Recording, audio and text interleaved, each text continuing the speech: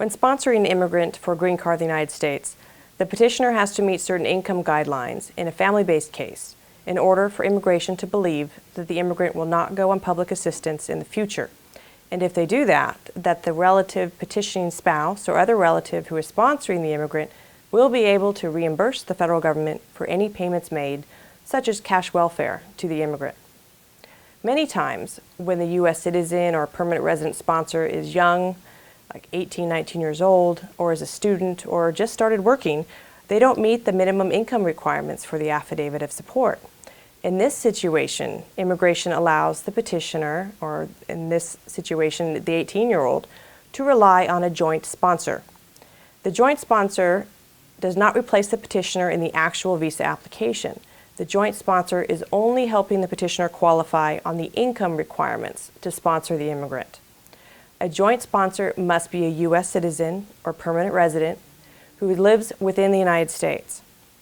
The joint sponsor also must explain to immigration what their relationship is to the actual petitioner of the immigrant visa petition, whether the relationship is that they are a friend, a relative, a co-worker, or even an employer.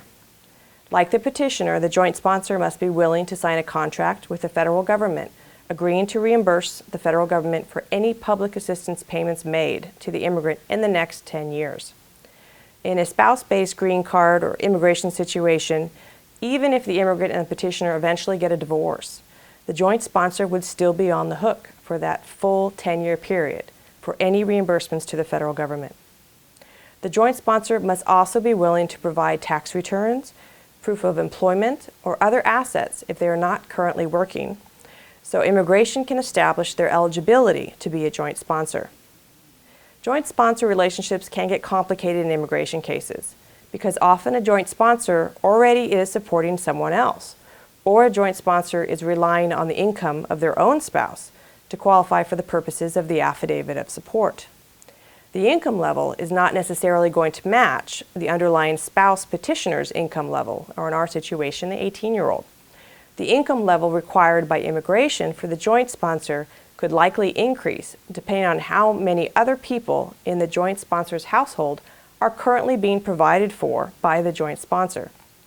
For whatever income they have, immigration will look at the joint sponsor's total household size and then calculate what is required to show in total income, referring to the 125% level of the most recent federal poverty guidelines, which are published by the federal government every year.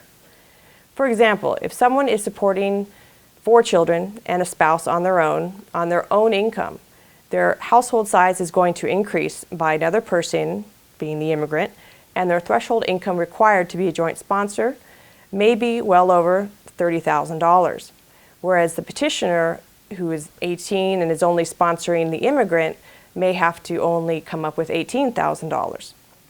The poverty guidelines change every year, so it's best to consult an attorney when you have a situation involving a joint sponsor, and you must be willing to warn the joint sponsor of the contract that they have to sign and what they could be on the hook for long term.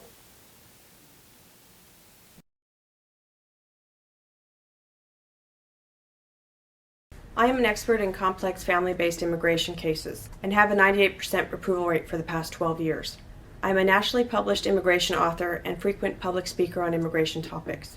I regularly train other immigration lawyers on complicated marriage and family immigration cases for the American Immigration Lawyers Association, Federal Bar Association, and National Legal Education Providers.